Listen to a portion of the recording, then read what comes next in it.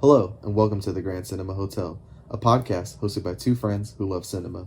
I'm Gus, and I'm joined by my co-host Alvaro. Tonight, you'll be staying in room 162, Ant-Man and the Wasp, Quantumania.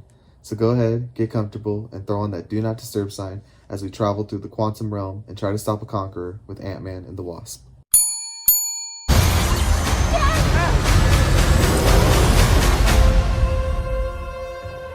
Who are you? I'm the man who can give you the one thing you want. What's that?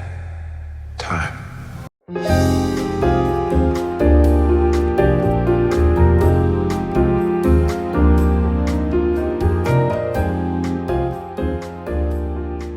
What's going on, all my Quantumaniacs? And thank you for checking back in to the Grand Cinema Hotel.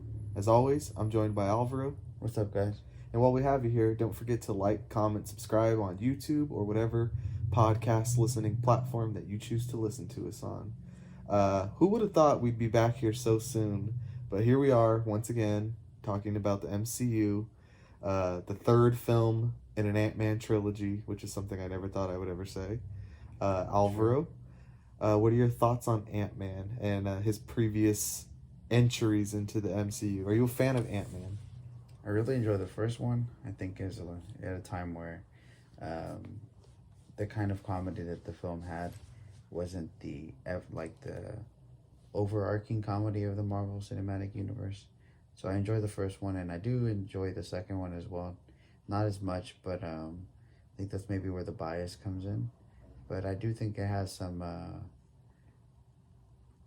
noteworthy performances from the actors. Because I mean, Paul Rudd just plays himself in these movies, so I think they're just fun because of that. But this third one, definitely the weakest of the three. But we'll get into that, I guess. So I do like Ant-Man. I remember when I was younger, I used to read the Ultimate Marvel line of comics when they were doing the Ultimates, and I remember that he was kind of a big deal in that.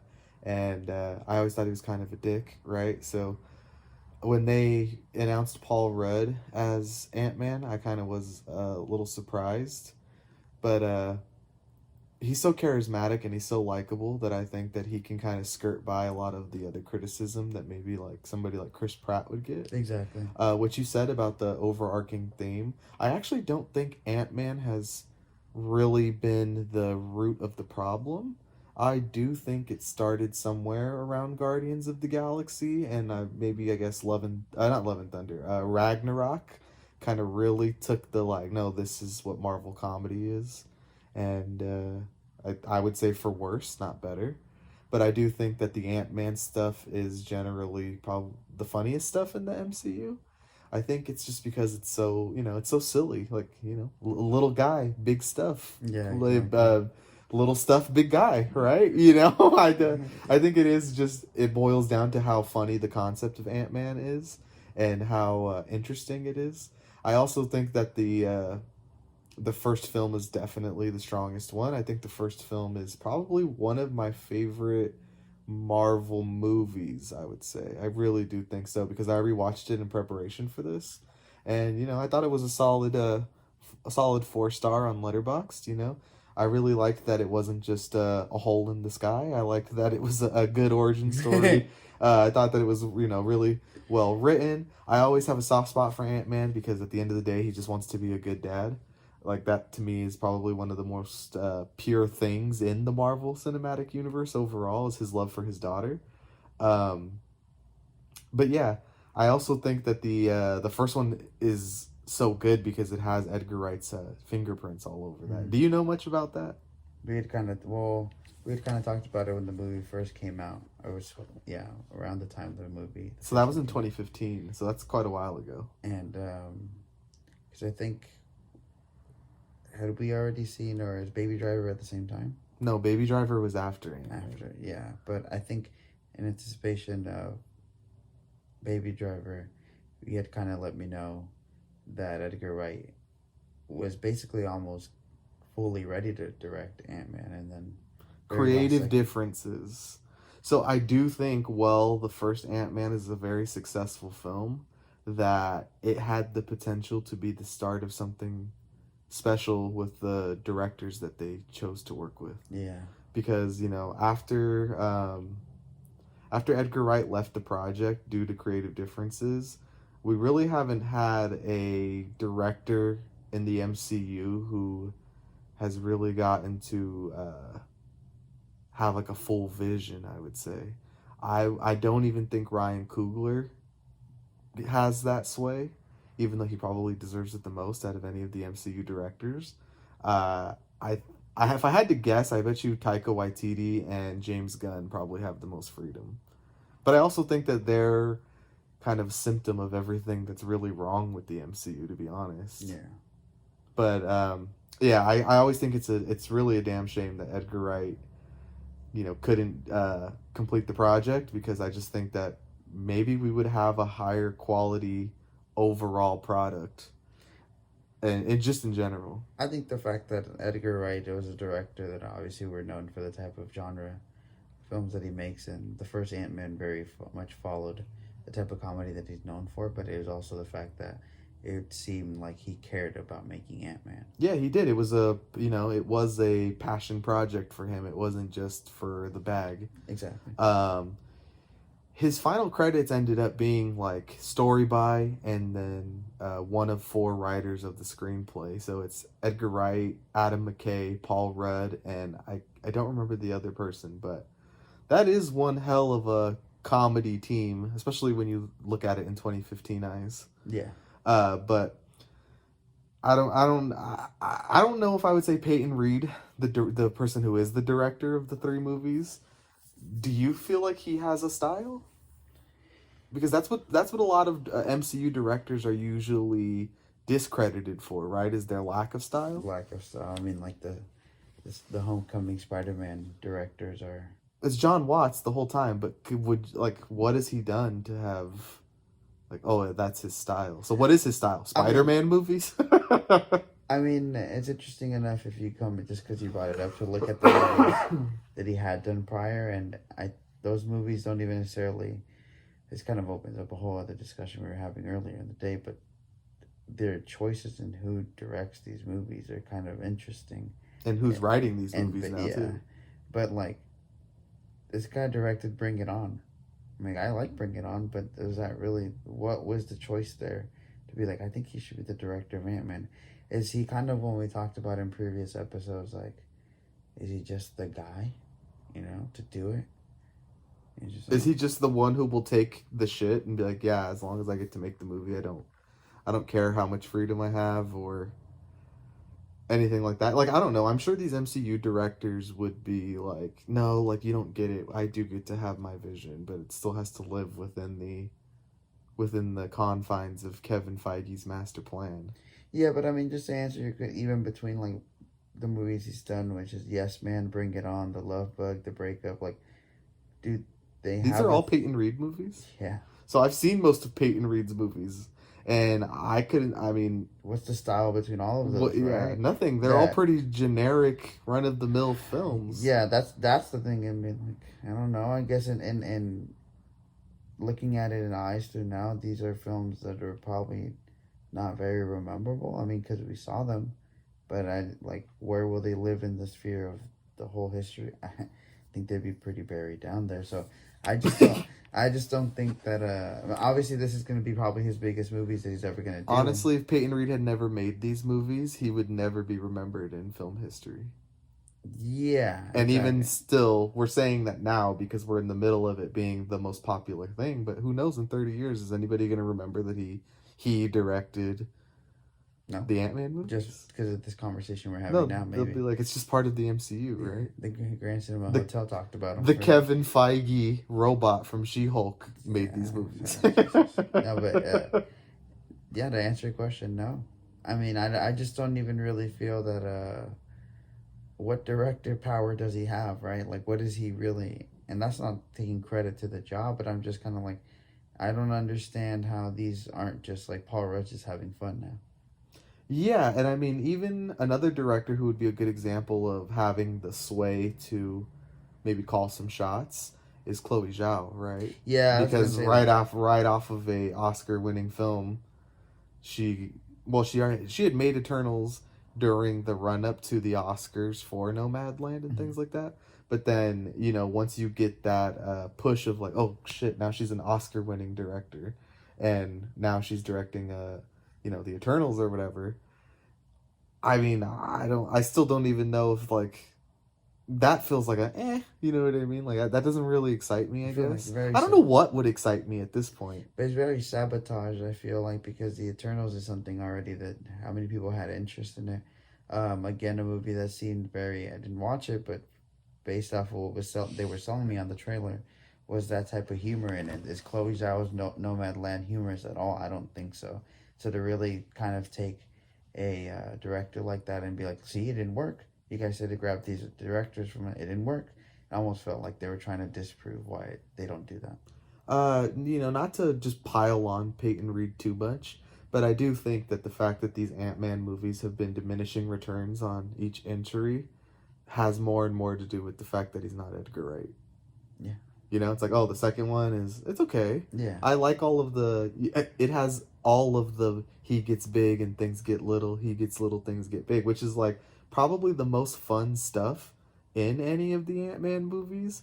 But I think by this third one, it's just so, what is even going on here, right? Like, how did we get here? He used to fight in briefcases where, you know, lifesavers and cell phones were these big objects getting destroyed, and now he's, you know, we have ants going through 2001 A Space Odyssey like journeys. Nice. You know, he's fighting in rebel alliances. This movie's very Star Wars. I mean, what we've been saying all day was it was a classic Rick and Morty adventure, right? And only to find out, okay, that's where we kind of transitions to something obviously we've talked about all day, is the writing in these movies.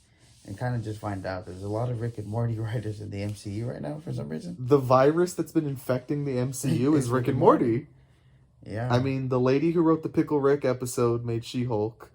This guy, Jeff Loveness, his claim to fames are writing 200 episodes of Jimmy Kimmel and also a couple episodes of Rick and Morty, I guess. Yeah. And I think there was one other person as well. One of the writers was also in, you said, the Doctor Strange movie, Multiverse of Madness. There you go, also. So it's just Rick and Mortying up the MCU, and I do think that I guess I understand from a certain perspective of they're like Marvel nerds like Rick and Morty, right? And that, okay, well, what if we just Rick and Morty these movies, and it doesn't work. Oh, geez, Rick.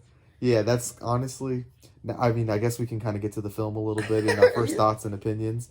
I would say disappointing, but I don't hate it. Yeah, it's weird. I think you've been more open, susceptible to this area of movies. This 2.5 star movie, I think, is the range. I feel like I've stopped looking at it in a negative light. I think you've watched a lot of movies where you're given that rating, but you're like, you could say you don't like them, but you like aspects of them, but at the same time you can say, no, I like it, but it's not good. You know, it's interesting. It's an interesting rating, because I feel the exact same way. It's disappointing, but I did not hate it. But I can't even. But what am I disappointed in? Like, isn't this too much for Ant-Man to even be involved in? For me, it's more disappointing because it's like, why are we doing this? Why is Ant-Man the one who is like the bringer of this important news? How did he get here? He's so underqualified. You know, just there's so many weird aspects that I'm like, I don't know. Oh, sure, okay, I guess this is just Marvel kind of swinging their big dick around, right? And being like, you'll watch Ant-Man in the Star Wars movie, right? For me, I guess so, yeah. For me, I guess what's disappointing is Marvel's direction to make a third movie in Quantumania and be more obsessed with the idea of progressing the overall arcing story, which we joke about. Like, no, you don't get it. This is part of the other thing. It don't make sense. But it's like Ant-Man and the Wasp, the only connection they have to the other stuff was that at the end, it's the blip, if I remember correctly. That was it. And so I was hoping that maybe Quantumania, I know that there's a lot of stuff they're trying to set up, but everything that they could set up, they could have honestly, with the 2 post-credit scenes, that could have been the movie. I mean, that could have been leave it at that, and the movie could have just been a side adventure again that we just got between Ant-Man and, finding somebody else that was a foe of his. And I'm sure in the comic books he has a lot other ones that they could dive into. I'm sure he has various bug villains. Yeah, or it's like even it's in the MCU's premise, like, I don't know, try something new, like bringing one that necessarily isn't an Ant-Man villain, but now he is. It's there's just so much they could do, and then I feel like their end game goal is because everybody's like they're waiting for certain movies where everything's gonna, the stakes are high again, and I don't know. You have to really interest me to think that these people can also take the low stakes. Like I said, feels very mismatched here against Kang, and I feel like they don't really care that it's a mismatch.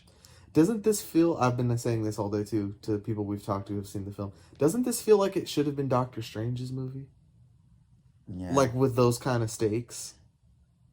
Yeah, and I guess like doesn't Kang feel like a Doctor Strange villain, even though he's an Avengers villain, right? So it's kind of a free for all. Yeah. He is a Fantastic Four villain as well, but it's just kind of insane that we're at the point in the MCU where it's like, who's the most memorable, or like who is the biggest name we can use right now to fight Kang? And like, it's Paul Rudd and Ant-Man. That's really wild. And that's where it kind of becomes very interesting, because maybe they stumbled by accident, or maybe I'm not going to say things are starting to change, but the one reason I think I do not hate this movie, or not like this movie, is mostly because of Jonathan Majors, which seems to always, every time he's on screen, seems to be giving it 110%. Oh yeah.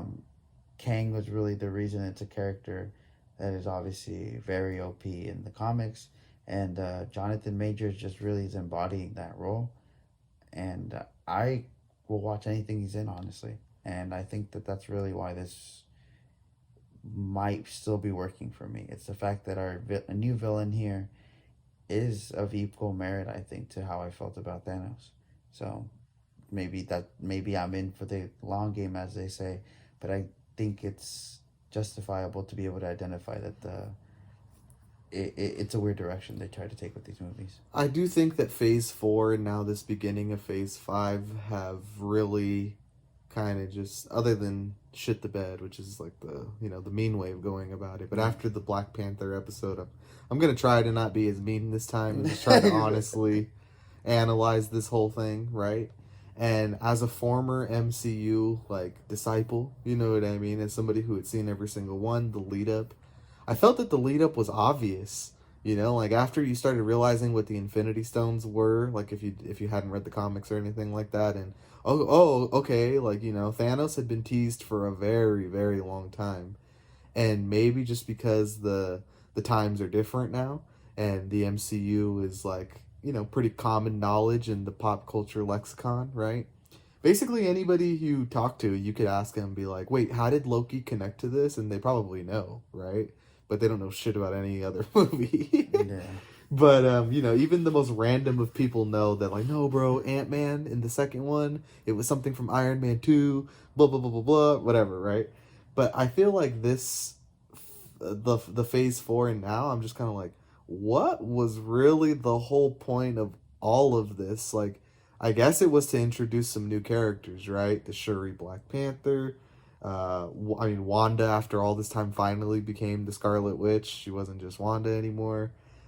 Shang-Chi, Shuri as Black Panther, Ironheart. But even though they've taken the steps to world build and here's the new generation, it's so unexciting. I'm just being honest. This does not move me at all. This new group of possible Avengers. I think the problem might be what you're talking about, though, is the setting up of the characters. This feels very rushed. We have Shang-Chi is already meeting someone else from another team because they're already trying to assemble fast enough, because Kang has already been introduced at his full power. I mean, Thanos took him through the movies, like you said. We saw Thanos, but he was in search of of the stones still. And that took years. Within maybe 6 years, we're going to get another huge boss, and it just feels very rushed. None of these movies are taking the time to establish their own kind of villains. In all honesty, even in Doctor Strange and in Spider-Man: Homecoming, which we've had, or not Homecoming, sorry, the last one, No Way Home. I mean, it's connection to the past. No connection into Spider-Man's new foes. Same thing in Doctor Strange, just connecting to Wanda, what she did with the previous TV show. Um, And her overall story, going back to Ultron, be like her brother getting killed in Ultron. Black Panther was the only movie that really introduced something new that maybe, Namor is going to be used in the future. I want maybe in the huge war when they need people from the water. That was the only movie that added something that wasn't connected to any of the other movies. Well, I would say that the 10 rings do seem like they will be important in the future. Yes. Just because of how powerful they are. Yeah. And those are the things that I still am in for. Like we're talking about, we're not going to sit here and absolutely just shit on it. I will say that from just a perspective, I do seem to think that you did like this one more than you liked Black Panther. Black Panther is technically a better film, but this is more my type of like doo-doo. You know what I mean? I'm like, nah, but I prefer Star Wars prequel like movies in outer space with guys who shoot laser beams, and that is more my style than the what are the consequences of the geopolitical turmoil between Wakanda and Talokan. You know what I mean? I'm like, that's boring, honestly. Yeah, that's true. And for me, at least, I like. I'm not gonna lie, I like the sci-fi. You know what I mean? But at the same time, I'm not very excited for Guardians of the Galaxy 3. And, what's more sci-fi than that, right? Yeah. But that doesn't, it's very hit and miss right now. And I don't think that they've honestly deserved, if you're really going to be fair about it, I don't think they deserve the benefit of the doubt of, no, I'm going to, Thor sucked, Doctor Strange sucked, Spider-Man was okay. Be like, so I don't think they've earned the, I'll just keep tuning in. At this point, it does feel like, call me when the Fantastic Four and the X-Men come out. The Marvels does sound somewhat interesting, but Blade, sure, you know what I mean. That seems cool, but it isn't. It's just not hitting the same in this. I have to tune in to know what's next. I didn't watch the Loki show just because I'm tired of Loki because he's been in the entire MCU since day one, but I've been seeing it thrown around that this was basically the whole point of this movie was just to reintroduce Kang if you hadn't watched Loki. You know what I mean? It's like, oh, you didn't want to watch Loki? Well, here you go. Here's just reintroducing Kang. So it doesn't really matter if you didn't watch Loki, I guess, right? And I think that's, sorry, it's a little side tangent here, but I think that's Disney's whole model now. And same thing with, you look at the Star Wars show, like the Book of Boba Fett. Maybe people aren't watching this. Let's bring the Mandalorian, and let's make people watch these 2 episodes of the Book of Boba Fett. And if you didn't, by the way, in the new Mando season, be like, these 2 are together again, and you're like, what the fuck happened?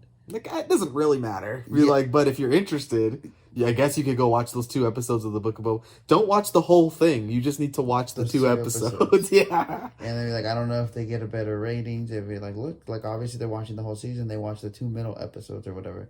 But it's just that I do think that that's coming from Disney's whole plan, how they're planning out these universes. It just seems everything they have a really big grip on, while they're still obviously the global giant that they are. The quality of it is definitely not what I think put them up there in the first place. Here I go again invoking Big Jim, right? But when Disney acquired Avatar, there wasn't... They have yet to stick their fingers in it and be like, no, we need side TV shows or cartoons or whatever, They haven't done that yet, but I wonder if it's because it was already, when they bought it, it was like, well, here's what I already have. You have to accept this how it is. But once we get past a certain level of Avatar the ones that haven't been made yet, who's to say where we don't start getting the Avatar spin-off show, this is the show about the other tribe from the other side of Pandora. We haven't gotten that yet. And I just wonder if it's because Big Jim has the sway that if you combined all these MCU directors together, they still wouldn't have even like an inch of the sway that Big Jim has, right? Right. But yeah, but I do wonder if like even he would eventually cave to the machine, like no more content. It'll be interesting to see, right? Yeah. Because that would be the next piggy bank for them to break. Like, why are we not just mining the IP out of this, Avatar. right? Yeah. Because they do it with Star Wars and they do it with Marvel, and now that they do own Avatar, I mean, they have a right to do it. Like I don't, but who knows? Like I'm saying, maybe because he has a lot more sway than any of these other. He's bigger than Avatar. None of the directors are bigger than Star Wars or bigger than the MCU. Is what I'm trying to say. Maybe they're trying to get him to direct some MCU stuff. I don't think he will. We talked about this earlier, and I was wondering if you would like to elaborate on it further. Is the idea of like, what if Marvel did start doing more standalone stuff? Wouldn't that be interesting? Like if Blade was like outside of the MCU, like like they've been teasing since Eternals came out that the character, the Black Knight or whatever, who's played by the guy who played Jon Snow. Yeah. That eventually that's going to be connected to Blade, and I'm like, does it have to be? Can't Blade just be like the badass vampire assassin, the Daywalker? You know what I mean? Like, does Blade really have to fight Kang? As cool as it is to see Mahershala Ali and Jonathan Majors, and how cool it would be to see them share the screen in the MCU, it's like, do I really want that? Like, realistically, he should be fighting Morbius. You know what I mean? Yeah. Like, does he really have to be fighting Kang? Like, he's just a vampire. Have we lost the plot? You know what I mean? I think it's the Globe Shido, right? It's on a whole nother level. It's the effect of the corporate Disney people think that the reason people tune in is to try to connect into this ultimate fantasy that we have all these characters on screen, which I think at one point, even in our childhood, was something we did dream about. But that doesn't mean there's a reason I dreamed of it as a kid. I think to be able to execute as big as a plan as they try to get, and how ambitious it is, they just rushed it too much ever since Infinity War, and how that past Endgame, you mean? The Endgame saga, yeah, the Infinity Saga. I just think it's so rushed now because Disney's always had the money and stuff, but Disney did heavily become what they are now because of the success of the MCU. And like every corporation, you try to duplicate those things, you try to make the process faster. And I just I don't know, it was a very unique time with even when the second Hulk came out, after the first original ones that came out when we were kids, people did not like those. They retried them again, and then Iron Man worked, and I don't know, it was just a very unique time. I do think we've talked about this, the presence of the actors who are signing up for the MCU. Before you had Robert Downey Jr., Samuel L. Jackson, Scarlett Johansson. Yeah. She was one of the bigger stars out of that group of people. Chris Hemsworth and what's Loki's name in real life? Tom Hiddleston. They were both newcomers, so it has been a mix. Mark Ruffalo was not exactly a movie star, but he was in David Fincher movies. Yeah. You know what I mean? Like he was a well-respected actor. He was like, I wouldn't say he was like this great actor. Jeremy Renner was supposed to be somebody. You know what I mean? They thought he would be Jason Bourne. You know what I mean? So I just think now, like, Paul Rudd probably is the most bankable star they have, because I don't find Doctor Strange... And see, that's the thing there, is that I called him Doctor Strange. I called Paul Rudd by his real name. You know what I mean? That Paul Rudd is the biggest movie star in the MCU now? Like, that's kind of insane. And I just think that, maybe many people don't know this, but Marvel's big characters are not these characters that they've been pushing for all these years.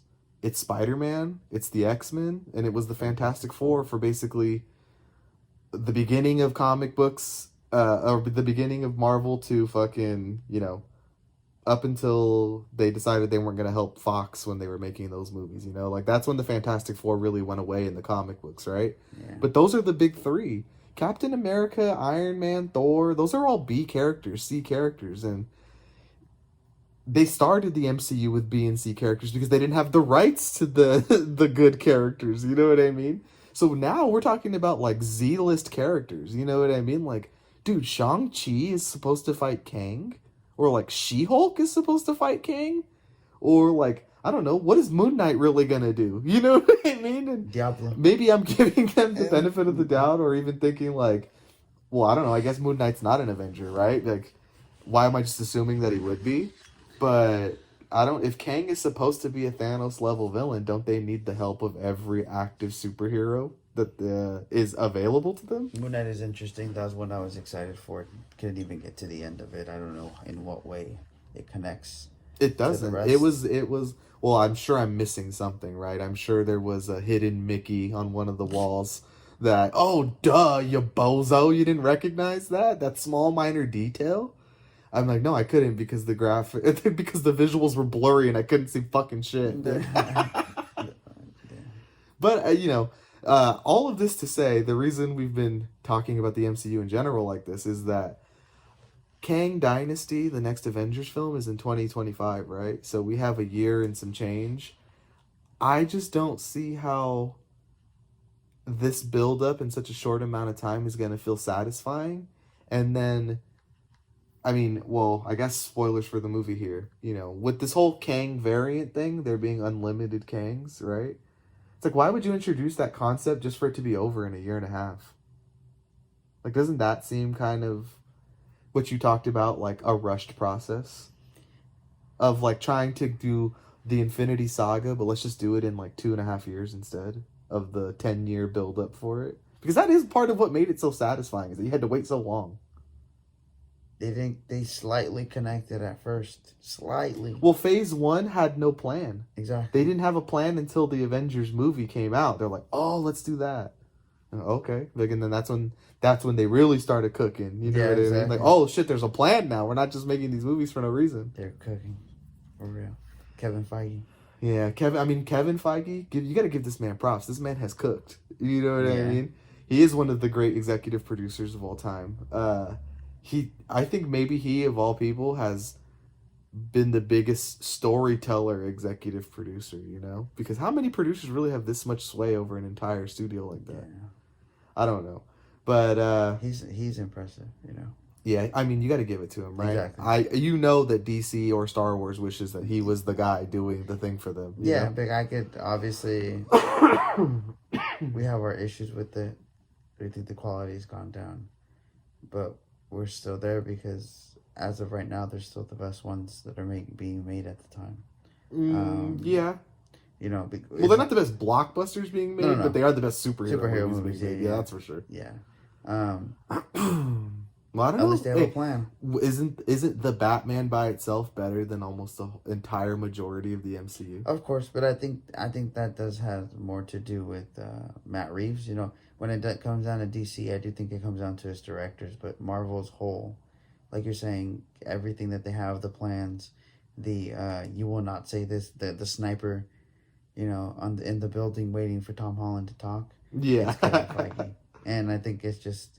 That's the part that I could just respect. Like, nah. I think any studio would wish they had a producer who they would say has a Midas touch. Even. Yeah, I mean, it's a continued success, but honestly, is it better to just win once, Be like once every so often? Because when DC does make a good movie, they make one of the great movies of the era. Be like, and when Marvel makes a good movie, it was just like it was still pretty okay, but it was good, right? It was cute. Yeah, it was cool. Be like, you know what I mean? Like, I really do think Infinity War is their crowning achievement. Yeah, because it was like, wow, this is everything you're talking about. It's the build up, the continued success. Like, wow, the fact that you weaved this story, what do you mean, no matter how complicated it was and how much you had to go back and change things and actually hold on, you know what I mean? Like, the MCU has always been an open Google Doc that you can like, hold on, actually, this movie, it now makes sense for this movie to have taken place 5 years before this movie. You know what I mean? But I do think it's cool that DC was like, yeah, I might be down and out most of the time, but I'm gonna catch you with the fucking haymaker. And yeah, has DC or has MCU ever made The Dark Knight? No, they haven't. I think what people give Disney too much credit for, and Kevin Feige seems to be the only one after finding out, is the planning ahead, right? I mean, with the whole Star Wars shindig, right? Obviously, they had no fucking plan.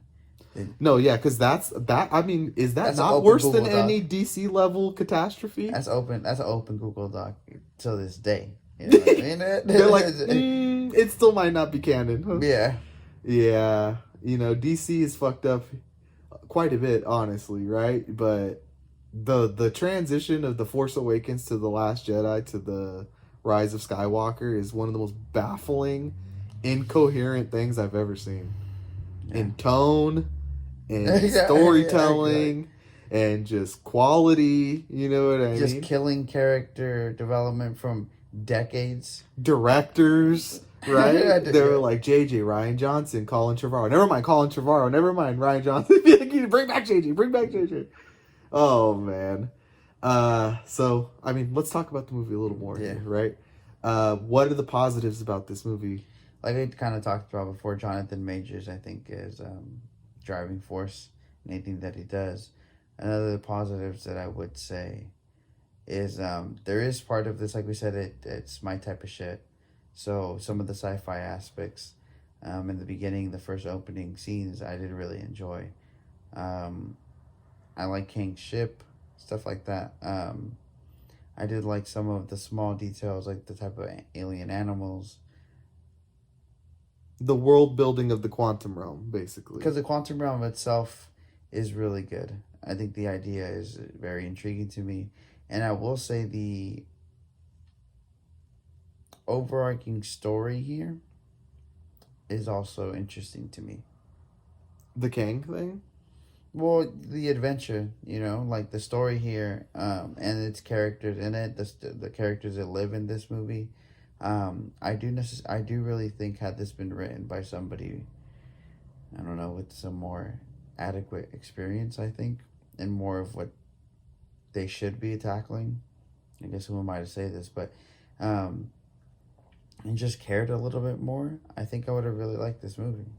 I think there's moments of drama here, but I think the weird tension that they do just kind of sometimes reminds me to keep it grounded. Like it can't be that good. Which is kind of sad because it's like I don't understand why it can't be so like why can it not be good? I don't get it. Like that's what really bugs me so much is that they have the power, they have the money, and they're like, but also I mean, who really cares if it's good? Like that just bugs me so fucking much, dude. Because if it would be, it really would be something if they were this dominant and they were like, no, but this shit is actually like the best stuff out. Like, no, you're wrong if you don't like this, like, and I don't think they ever even earned it to have that status. So now to be just like, it just feels like a slap in the face to moviegoers overall, right? Yeah. To be like, you're kidding me that this is the best stuff, right? Yeah. But it is what it is. I mean, I think we also can't act like it's not helpful to fucking keeping the movies alive. Like that's just one thing you can't. Yeah, that's you can't dodge it. That's the jokes that I was seeing online because like obviously Steven Spielberg thanking Tom Cruise, and it's like the joke that I saw with both of them. Well, one of them was like James Cameron sitting there like, "What about me?" Right, and then the other one was like, whether you like it or not, it is the MCU making people go 3 times a year to the movie theater. AMC loves when there's an MCU movie because they know it's going to be packed for at least 2 weeks. So that is a reality. We love it so much. All of these people wanting to go watch these movies 6 times or whatever pays for it to be open for those movies, and me and you are just sitting in there. I mean, we know what the evil side effects are of this is that they're like, we're gonna take up 75 screens, and now you can't fucking see any other movie. Insert our favorite Quentin Tarantino. They are trying to fuck me, Yeah. which is like, yes, they honestly are. They really are trying to. We've been talking about soccer a lot lately in comparison to this, but it's like they really are Madrid and Barcelona-ing La Liga. You know what I mean? Of like, we make all the money and be like, and fuck you. No, we're not going to fucking share the money with you. And also, isn't it crazy that they don't give us praise even though we're doing all of this? Like, it's not enough for them to have the most Champions Leagues, right? They also need to be the richest club too. Be like, bro, what is enough? Like, you know what I mean? Like, goddamn, it isn't enough that you basically like, a movie that we want to see is Bunker, right? You're like, why is it only showing in one place? And maybe it's because somehow Disney forgot that AMC exists. Like, that's why that movie is there. exactly. They're like, oh, fuck, we forgot one. You know what I mean? Because you're like, oh, shit, how come it's not showing at any other AMC except this one? And you're like, I don't... Because that's an anomaly. You'd be like, it probably is not supposed to be showing. Yeah, It's probably because it's only... If we get tickets, we'll be the only two. Then we'll get there, and they'll be like, "Oh, we're not even showing this movie anymore. It's fucking Ant-Man." Or due to some kind of scheduling, they were like, "That is the we have no other rooms to show that movie in." You know what I mean? They're like, it doesn't line up. So here, watch this fucking... I don't know. Watch this. Here you go. Yeah, exactly. I guess you could. They're watch like, the only movie theaters left in there are the small ones, and I guess we're already maxed out all the way, so we can miss a showing, one or two. Put this weird ass because movie. Bunker literally only has 2 showings. Like, so that's the downside to all of this. But also, I mean, they are making less and less money too, which is I do think obviously, right? Like the investment isn't there anymore. So now it really is like you kind of do have to be a diehard at this fan to still be tuning in this hard, right? You just have the coupon card, as you say. I'm just stamping it until the X-Men show up. You know what I mean? T.I. is in the second Ant-Man. T.I. is in the first 2 Ant-Mans, bro. We are currently watching Ant-Man and the Wasp, just because, keep it Ant-Man centric for the night. Be for real, bro. This is what people are complaining that they took away from us? Oh my God. Tip Harris. From ATL. Look at Walton Goggins. I like Walton Goggins. I do like Walton Goggins. He should have been Kang. Huh? They expelled me from time and space. He should have been Loki. Oh, man. But you know what? Hey, getting back to the movie a little bit, the things I do like, Gintana. Huh?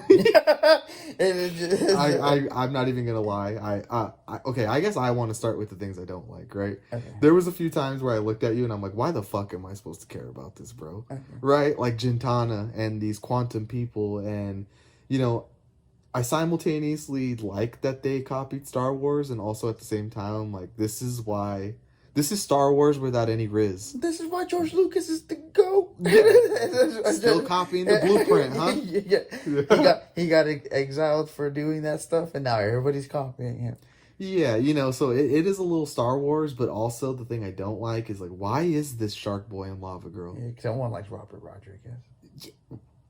I mean, it's one thing to like the guy, but to want to remake his movies, be like, bro, he has more misses than hits. He caught him when he was making the Book of the Boba Fett episode. They were walking by and they kind of just shared some ideas. Oh, I mean, the overarching thing that I think is the culmination of it, how I feel about this movie, is MODOK. I mean. In any other stupid movie, Spy Kids, George Lopez's huge head, Mr. Electricity Dad. I'm down for it, you know what I mean? MODOK, I knew it was going to look stupid, obviously. I knew from the trailer that he was going to be there, but come on. You know what it is? Be serious. Is like this, it's obviously stupid, but I'm like, he's supposed to be serious. He's not a joke. No, and then also it's like obviously it's funny he looks like that, but he's supposed to be like deadly serious. Like he really is a mechanized organism of death and killing, whatever the fuck his name stands for, right? Yeah. Like, but he really is though. Like, and they were just like, little butt, big head. Even the movie couldn't take it seriously. The movie, like, there's a lack of respect for the source material, you know what I mean? And I don't mean to get all high and mighty about, MODOK is the hill I die on. But James Cameron had a great point. No, he did have a great point about just taking your movie seriously. It's fine to make fun of it in some light. I think we talked about there is some scenes with him and Paul Rudd, Scott Lang, right? Yeah, I almost forgot that is his name. Just a kind of funny dynamic that they have because MODOK is the villain from the first movie. Lazy. Yeah. Again, that's what I'm saying. He's a culmination of what I think is wrong with the movie, but what I think is cool about the movie is the fact that I cheer. Yeah, I mean, MODOK is cool, the character in the comic books, and he does become kind of important, I guess, to what happens MODOK becomes a martyr. Yeah, but it's just He the way saves time and space. it's just the way that he does it. I think they put their hands too much on that. I mean, they really do. We always make fun of Marvel for the whole, like, so that just happened, right? But MODOK is the epitome of that. He's like, Scott, you surprised to see me? Be like, yeah, I am, bro. Like, wow, the audacity on these guys, right? Yeah, he's gonna act like he doesn't have just a huge head walking around too. Yeah. I was thinking about how in Suicide Squad, because one of the common themes between Suicide Squad and Ant-Man is that actor, what's his name? The guy that Denis Villeneuve likes to make really fucked up. Oh, yeah. It's like Damien Dalsmalchin or like something like that, right? James Gunn takes a nothing character like Polka Dot Man and gives him like this like tragic story. Nice. Even though it's not really tragic, but it's like, okay, I understand that that's what you're going for, right? And then in the MCU, they're just like, dude, MODOK is an interesting story. He's an interesting character, and they're just like, this is literally just a stupid joke. Yeah. It's like when Peter Parker's like, Otto Octavius, that's really your name? Be like, yeah, bro, it is. Be like, I don't know what to tell you. Like, do you not realize that you're in a comic book universe? Like, when the people who are writing these movies, they're like, no, it's not ridiculous that his name's Peter Parker and he's a Spider Boy. But it's definitely crazy that this guy's name is Otto Octavius. Everybody's name in here is an alliteration, and you're surprised it's Otto Octavius? Yeah, it's almost like they're above the material that they're, like, writing, you know what I mean? Like, isn't it stupid? Like, let me show Stan Lee and Jack Kirby and all these people, like, you guys should have known this was stupid when you guys were writing it. And it's like, but it's not. I think that's the stuff that you're talking about. Like, no, but it is cool.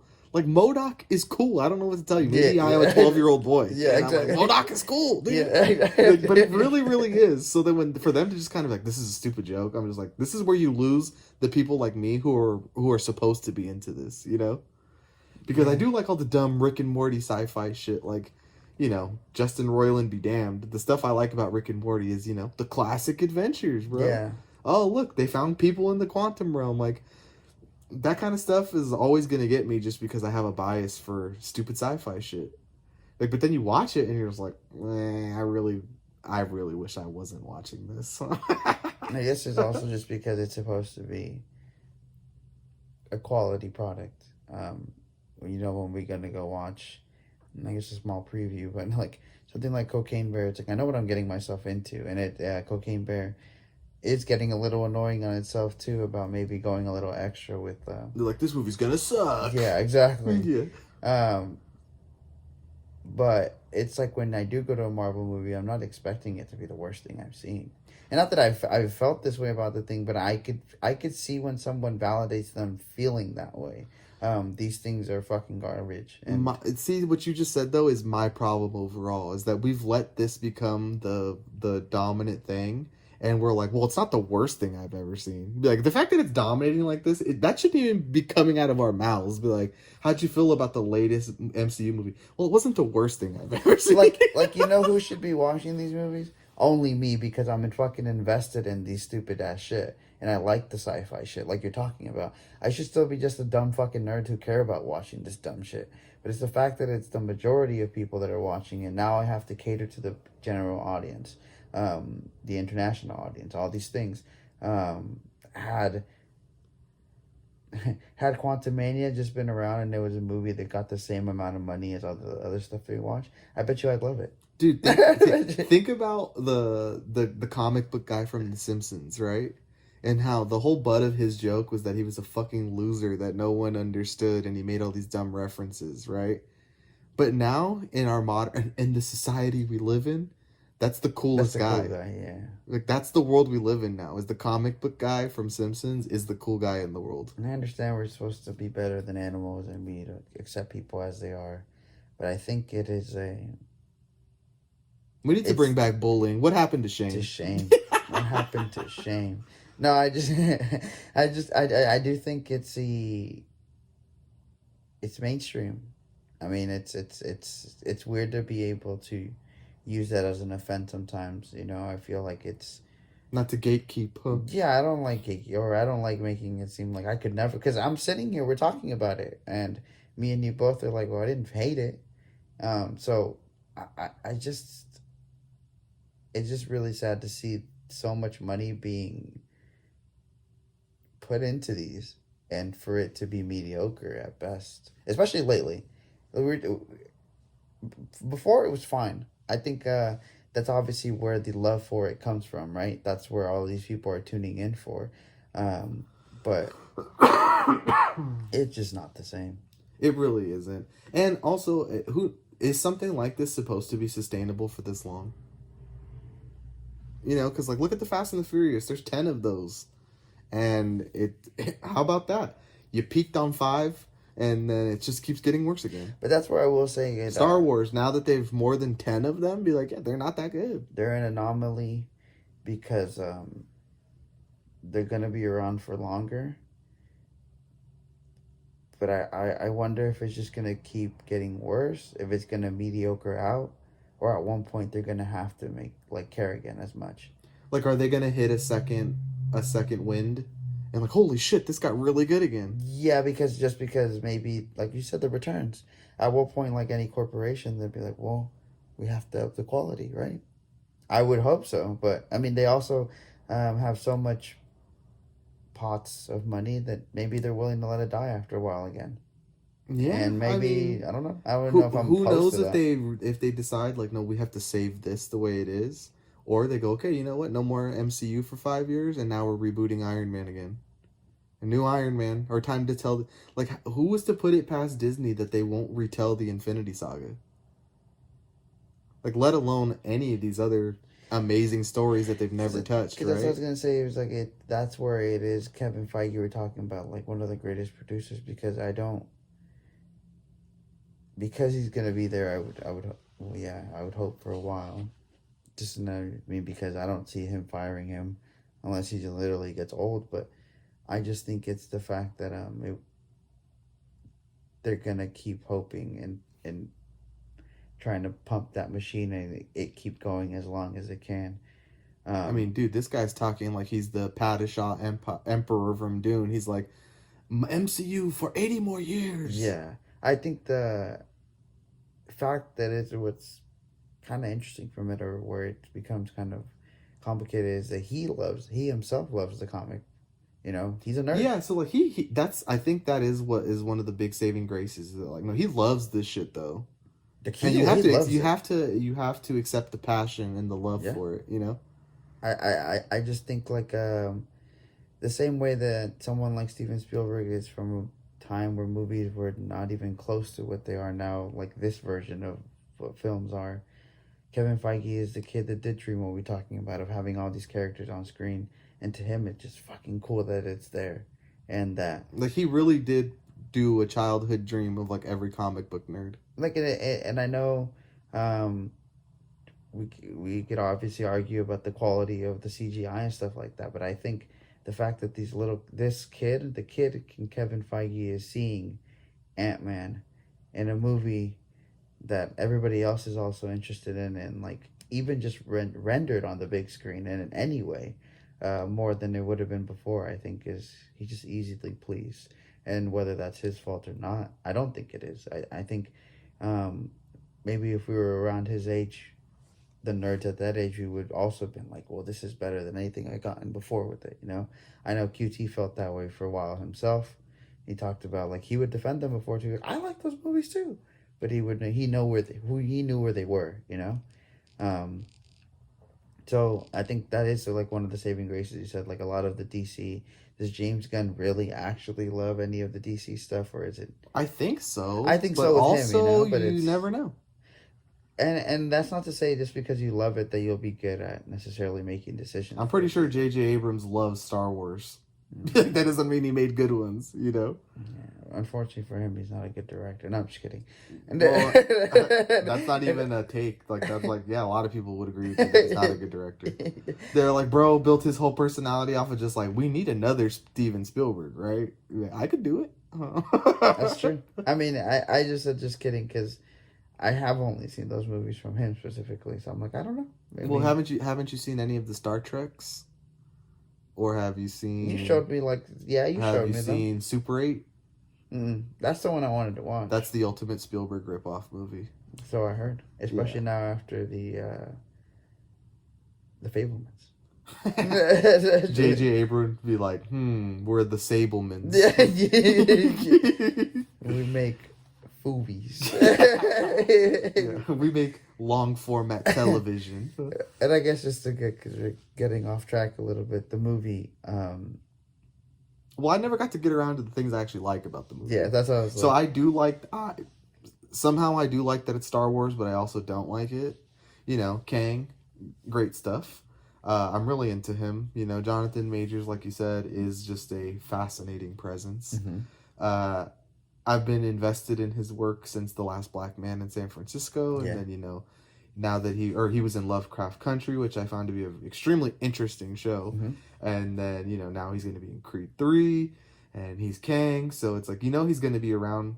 His star is rising, right? Like, the stock is extremely high in Jonathan Majors, and I do actually think, though, that, well, maybe right now it's not like, wow, look at the star power, they got Jonathan Majors. I do see it being something in 5 years from now. They're like, that was a stroke of genius. Yeah, to get Jonathan Majors, you know. But also, there's only so much he can do, right? Yeah. You know, like if these movies really do get so much worse, how much can he save them? Because like I always think about Oscar Isaac as Apocalypse in the X-Men, and how it's like that probably in better hands that would have worked. Yeah. And they'd be like, wow, look, they got Oscar Isaac, and he's in Star Wars, and he's in this, and he's in that, and look at how big of a star he is, and how he's also a very serious actor. He's been in Coen Brothers movies, Ex Machina, you know? So I do think that right now, like, having Jonathan Majors is like the equivalent of getting Chloe Zhao. You know, where it's like, this should work, right? Or like, this will help boost our prestige. Yeah. Other things I like about this movie are, I thought the score was pretty cool, right? I did like, you know, I'm a sucker for synths, so you got me. It was a sci-fi score. I thought it was cool. I thought it was cool, the sentient houses, right? The sentient house. The broccoli guy? I thought the only funny moment in the entire movie was the broccoli guy. Honestly, I was sitting there like Homelander in the movie theater 95% of the time. And not to just be a total asshole, but like at one point I did turn to Alvaro and I'm like, your opinion means nothing to me. I've seen what you people cheer for. Yeah. Right? So I did feel like that. That is got to be one of the hypocritical things, I guess, right? Because at a certain point I would have been in there wooing and hawing and you know, rooting for it like I was watching the Lakers or something. But now I'm just like, bro, am I crazy? Like, so I'm the only one, or, you know, obviously not me, but I'm like, I'm the only one in this entire theater that thinks this is cringe right now. Everybody else is Bill from Bill and Mandy. Oh, Billy and Mandy? Yeah. Yeah, I get you, bro. Everybody like, else. Am I the only one who understands that this is a piece of shit? Yeah. Like, you know what I mean? That's how I feel when I'm watching these movies. So I do always kind of feel like a you know, I'm a negative Nancy or I'm being a sourpuss when we're there, because I'm like, I'm the only one who came here to hate watch this. You know what I mean? Or at least it feels that way. The other thing I do like, as I said, like the cast of these movies, because that's why I think they could be better, or why, if it was any other cast, this would be one of the worst movies I've seen or something. It would be Spy Kids. Or it would be Shark Boy and Lava Girl. Yeah, Michael Douglas. I like Michael Douglas. Scott. Somebody who I don't necessarily know how much he's in now, but for definitely is recognizable to a lot of people. Just has a name. Who, know? Michael Douglas? Yeah. Well, dude, he was a real movie star, you know, and then his dad is Kirk Douglas, so like he's Hollywood royalty. Yeah. You know what I mean? You know, when they made real movies, he's made some iconic real movies. Yeah. But what are you gonna do? Such is life. I don't know. Maybe Robert Redford would be in an MCU movie. He was alive. You know, I don't fucking know. Or I'm sorry, not Robert Redford, because he was. Yeah, I'm talking about Paul Newman. My bad. Yeah, he would have been. Yeah, who knows? Look, Harrison Ford is going to be the president of the United States in New World Order, the Captain America movie that's coming out. There you go. See, I didn't know. So you know, William Hurt was Thunderbolt Ross. Yes, he was. William Hurt. These famous old actors have had to, you know, all right, fuck, we'll out Grandpa for one CGI scene. You know what I mean? Then we have Michelle Pfeiffer too. Which again, I feel like Hollywood royalty. They're equal, yeah. Like whenever their presence is on the screen, they don't misdeliver. They don't not hit because of what you said. They do have experience and Okay, they're so like, come on, be for real. The one thing I want to say about the CGI, because it's like, this isn't anything original, right? No. Oh, wow. How about that? It sucks. Oh, underpaid non-union workers are taking advantage of them. Of course, right? We were watching the credits yesterday and I told you, like, isn't it amazing that this many people work on it and it looks like shit? Yeah. Right? But what I will say, though, is that I think what's so unforgivable about the CGI sometimes is that, like, not only forget the idea of it looking real and fake, because what the hell is the quantum realm supposed to look like? What reference point do I have for, like, no, that's not what it would look like, bro? It's supposed to look like a Right? Dali painting. But it doesn't look like that either. Like, let's be real. Oh yeah, yeah. Yeah, it looks like the AI art version of a Dali painting. Yeah. Right? But I think what's so unforgivable is that it's like, bro, it doesn't even look blended. Like, there's scenes where, like, Paul Rudd and Michelle Pfeiffer and so, like, they look like they're standing in front of a green screen. It doesn't look seamless. And I think that's the issue there, is, like, why does it look like Shark Boy and Lava Girl? Like, on a quality level, like, how could it look like a movie that was made 25 years ago? You know what I mean? Like, that's insane. And I know Shark Boy and Lava Girl is not that old, but, you know, I'm just saying, like, are we really not that far from the next MCU movie? Like, are we going to hit the full circle? By the time Blade comes out, the CGI will be so bad it'll look worse than the CGI in the original Blade movie. My dudes, they've played us the whole time. The CGI artist, they just been boosting sharpness, huh? So that's the one thing I'll say about that, is that it just, you know, compared to the other big budget blockbusters, the Avatars, the Dunes, the Batmans, like, even the Mandalorian, dude. Like, I know the Mandalorian does do a good mix of, well, I mean, honestly, they don't really. Most of it is CGI, but it looks good. Yeah. Dune looks good. I know you have your qualms about Avatar, be like, but it looks good, bro. Be like, I don't know what to tell you, but yeah, maybe you could say the frame rate shit is what fucks you up or whatever, but it looks good. And I'm over the idea of CGI. No, CGI doesn't need to look real. It just needs to look, I don't know, fucking artistic, maybe, you know? Because, like, no CGI is ever going to look better than the prosthetic makeup of The Last of Us or The Green Knight or, you know, anything like that. But, god damn, dude, it's like, how are you spending $200 million and Elvis looks better? Like, Elvis, is a good movie? No. But does the effects and cinematography and everything look better than Marvel's $200 million movie? Yeah, it does. Like, and that's kind of just insane to me. You know, because Elvis doesn't have to look that good. Why does Elvis look better than a superhero movie? Yeah. Like, that's insane to me. I will say, I think what it does come down to, I think, is the heavy inclination on CGI. So it costs $150 million because they've had the CGI more than half the movie, you know. But in Elvis, you do only get, like, the scenes where it's showing how crazy Las Vegas is. So maybe you spend a fifth of that money, but you spend it in sequences of 20 seconds, you know. Or, you know, since you talked about Steven Spielberg a little earlier, what about the cool fight scene in Ready Player One, which is, like, the best scene of the movie, right? Where, like, Mechagodzilla comes out and the Gundam fights him. Like, that has got to be one of my favorite CGI moments in a movie. Yeah. And that looks amazing. Granted, the rest of the movie might not look as good because it's like, no, this is the money shot when the Gundam fights Mechagodzilla, but that stuff looks so good, dude. Or even, like, you know, one of my favorite blockbusters, and yours too, Pacific Rim. Yeah. But, dude, Pacific Rim is 10 years old and it looks better than this. And it shouldn't. That's true. And we know why, though, you know? Well, not only it shouldn't because of Marvel should look better, it's just that it's like, bro, it's been 10 Technology. years. Shouldn't there be an improvement in the quality of this? Sometimes the CGI is like, yeah, and they just hit sharpness. You know, I don't even want to put it on the CGI artist because do you really think they want to make stuff that looks like shit? No, it's just, that's what I'm saying. They're hired to do a job. They can only do what they're paid to do, you know? And I also think that, you know, the quality control when you're making 51 hours of content is, how can you control this, you know? Yeah, it's insane. I mean, the more time they have to work on these things, the more realistic they might look. But that's more money being spent on.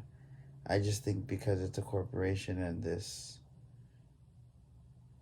you know, trying to get these out as fast as possible, I think that's where it kind of hinders it.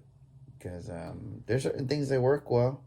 You know, like right now we're watching the second one, The Ants. Like, They don't look terrible, but they don't look. They could look better, you know. Yeah, of course they could look better. I was thinking too, like, you know, it's just so sad. It's like Disney lays off 7,000 employees, and it's not so the movies look better. It's just cost cutting shit that they do. Like that's what the corporation aspect is. But you know, every movie's made by a corporation, so you know these people who do have some kind of artistic integrity, like you know Warner Brothers letting Denis Villeneuve and Matt Reeves, you know, have their visions for Dune and Batman, like aren't they're smart enough to at least realize like, well, if this does make money, like look, we proved that the quote unquote real art does win. Yeah. You know what I mean? So like let's see, like Dune still has the excuse of coming out when the pandemic was still pretty hot. You know what I mean? Like theaters had just been reopening. Yeah. So it was the first fall winter of the theaters being back open. So I don't know, maybe Dune 2 will flop the same way like Blade Runner is a flop, right? But don't you think Warner Brothers is glad they made those movies? Like whether they're flops or not. I think so. Right? Yeah. Yeah, I mean that's kind of how or like you know when they produced all these Christopher Nolan movies back before, you know, the collapse with Warner Brothers over the streaming shit, but like you don't think they're proud that they've made Christopher Nolan's movies? Like I'm pretty sure they are. Yeah. Who can the MCU say that they're proud has made their movies, or Disney in general, other than claiming Big Jim's work is theirs now, right? They can be like, we own James Cameron. They were like, we asked Christopher Nolan to make Batman movies, and he said yes, and they're one of the greatest movies, superhero movies of all time, you know? And like you said, the MCU asked Edgar Wright. That didn't work out. And have they ever tried to reach out to their Christopher Nolan? Why have they tried to reach out You to know, Denis? Denis Villeneuve and Jordan Peele have turned down Marvel movies. You know, Guillermo del Toro begged for years to make certain Marvel movies, and they're like, nah. And then now, yeah. And now, don't you wish they had someone who with even an inch of the same creativity level as fucking Guillermo del Toro? If they were really smart, they'd get Panos Cosmatos to make a fucking Marvel movie. Yeah, let him make Ghost Rider with Nick Cage. Let him cook. Yeah. You know, as for other things I like about the movie, I obviously like that this is not the end of Kang, right? Yeah. Like, I guess you got me, right? Like, this isn't a very good movie, but Kang is cool enough to where I'm like, you son of a bitch. I guess I'll check in again. Yeah. Seriously. I mean, I was expecting him to just completely decimate Paul Rudd's character, which I think he does. He does and he doesn't. In context, right? Yeah, like he does, but I just think it's the plot armor of this needs to continue. It's kind of what limits it, but I mean, come on. I just can't believe with all these variants of Kang, I know that there's obviously, you know, different degrees to how the Kangs are, either evil, good, whatever. But he's so... How could he lose to Ant-Man at all? Okay. He has, 31st century technology. He's got the home field advantage. And he really lost to ants? And Ant-Man? Big ants. Okay? You know what I mean? Like, that doesn't even make sense. No, they were 2001. Is there any level of Thanos that would have got clapped by Ant-Man? Like, soloed by Ant-Man? Yeah, if he went up his... No, right? If he went up his... Okay, yeah. I mean, we all wish, right? We all have our own fan fiction in our head, exactly. Right? Like, why didn't he just go up his ass and blow him up? I mean, like, that shit would have been so much But faster. realistically, though, it's like, wow, really? Like, this is the guy? Like, I'm just thinking, like, if I was an Avenger and they told me, like, yeah, Ant-Man soloed this guy and now he's gonna fucking destroy the timeline, I'd be like, and Ant-Man soloed him? Wait, how dangerous is he? Yeah. Like, you know, like, I don't feel like they actually properly gave you the same level of fear you should have with Kang. A guy with the suit? Dude, he's literally future Iron Man? You're like, that's it? His suit powers is that he uses the Force? Okay, been there, done that, Kang Vader, right? For real. Yeah, so who knows? I mean, I would never thought after the Black Panther episode that I'd just be like, well, they got me. I watched it, yeah. Like, wow, so soon, huh? But I don't know. I mean, I still think going forward, I'm not that interested in Guardians. I will check out. The reason I'm interested in the Marvels is because of I'm hoping it's an intergalactic story. You know what I mean? Right. Like maybe a little more than the Guardians being more about family. I'm kind of like, I'm good on the family. Just give me the glup shido sci-fi stuff, right? Yeah. So the more sci-fi or the more weird is kind of what I'm into right now with them. So as long as they keep doing that, I mean, I'll check in for that stuff, I guess. Yeah, I think Like, I'll be hard pressed to watch Shang-Chi 2. I gotta be real. Even though I liked it, like, I don't need to see this more than once. you know what it becomes with these is that for some reason, even in some of the people we know, we don't talk to too often, people we do talk to often, don't ever want to hear any of the rants we have to say about any of the other movies, but you know how much conversations I've sparked with these damn Marvel movies. Yeah, right?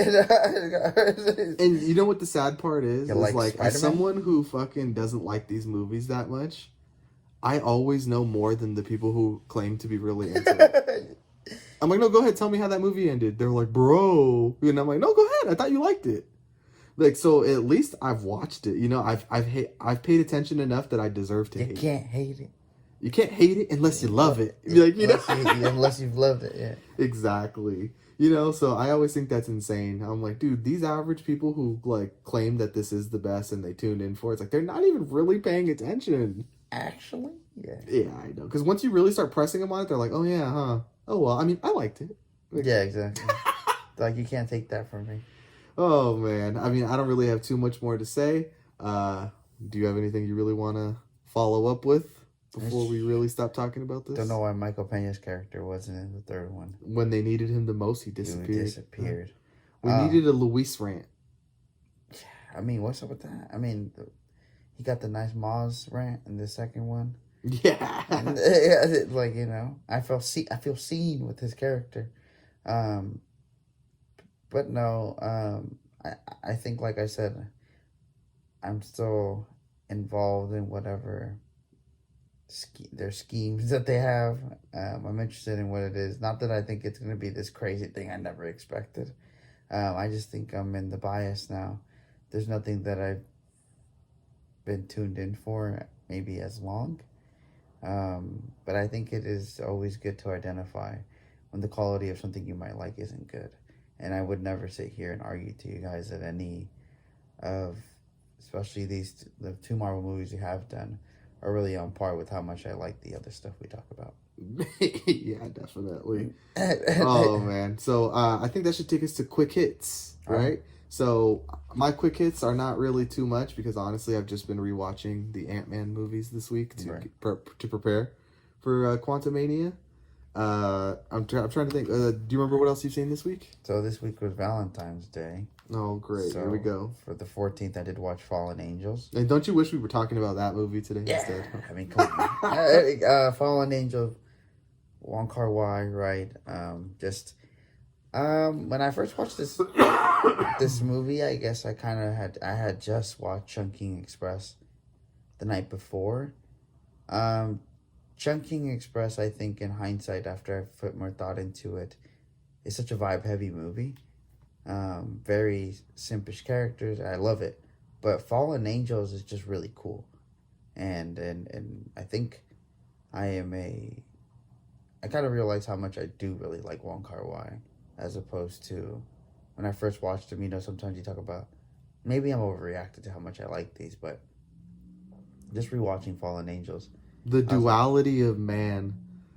Wow, I'm really biased towards Marvel, and also this Wong Kar-wai guy's kind of cool. Yeah, exactly. It'd be like, why can't there be more people like this? Just right? Rips. I mean, Wong Kar-wai. There's no new information here. You know. I know, but you know, you would think like, if you like this stuff, I don't know, man. I always thought like, shouldn't there be like a more wide appreciation for cinema? Like it balances out, you know who Wong Kar-wai is, you like his movies, so you're not exactly the problem with like you specifically watching a Marvel movie is not as much of a problem because you're like, no, I indulge in all cinema. I like movies. Yeah, like, but no, I like the MCU. I don't like movies. Yeah, like that's kind of the world we live in, which is that's the saddest part about the whole thing, right? It's like, damn, how come I can't get you to actually watch a good movie? because I need to know the characters before I go in. Like you're not challenged by something you might not understand that isn't very straightforward. Like doesn't that impress you more? Be like, that's why I read a story, because I can get this type of story format in anything. I can read a newspaper article and it has this type of storytelling. Here's the bad stuff, and then at the end they're triumphant. But it's the fact that there's artistic expression in something like Fallen Angels. Why does Fallen Angels work so well for me? Because Wong Kar-wai wanted me to think this is really cool, and it is really cool. He got his successful directors, emotions off, and I think it's to be able to use the medium of cinema to be able to do that. I think that's what it's all about. Marvel isn't doing that right now, so. So have you watched many other movies since then, or was that your only one? I also did watch Juice. It's been, I think, 30 years, 25. A very cool movie. Steelbook about a lot faster movie than I remember it. Very straightforward. This is when movies had shame, and they're like, "Don't worry, I'll only be an hour and 25 minutes." Yeah, like they were sorry to take up your time. They were like, "Oh yeah, he's the bad guy." Yeah, very cool movie. I've always do enjoy watching the small performances Tupac did have when he was alive. I do think he had a feature in that Juice. If you haven't checked it out, definitely interesting movie. Who directed Juice? Oh, well, while you're looking that up, you know what I wanted to say was I'm kind of going backwards here, but my final thought about the Ant-Man movie is that it did really, as much as I liked some aspects of it, it was really just a nothing movie, to be honest. Like, none of it really felt like it had any repercussions other than just, it was just made to reintroduce Kang. Yeah. And, like, that's kind of the sad part is, like, even Ant-Man himself is just like, well, I guess this didn't matter. That's, like, one of the last closing sentiments of the movie. It's like, well, this didn't really matter. And I think that's why it was like, classic Rick and Morty adventure. We went and fucked up some alternate dimension, and now we're back watching Interdimensional Cable, baby, wubba-lubba-dub-dub. Yeah, exactly. Like, that's really how the movie felt. Or, I don't know if you caught this, and maybe you'll just say I'm nitpicking and it doesn't matter, but on that final scene where they're having dinner, I don't know if you noticed that Evangeline Lilly's hair is shockingly different than it was in the entire movie, right? And it's because it's like, that's how you can tell that was a reshoot or something they added later on. And it's like, obviously you could just be like, oh, her character got a haircut. Captain Marvel does it all the time. But I just think that was like the perfect symbol of the lack of care and respect to detail that they put in these movies. It's things like that. Like, oh yeah, look, she had or it'd be like look, he has a mustache in this scene and he doesn't in that scene, And it's like, just these small little things are like, I know you thought that no one would notice that. But I noticed that. And many other people noticed that, because guess what? We thought that we at least respected this enough to pay attention.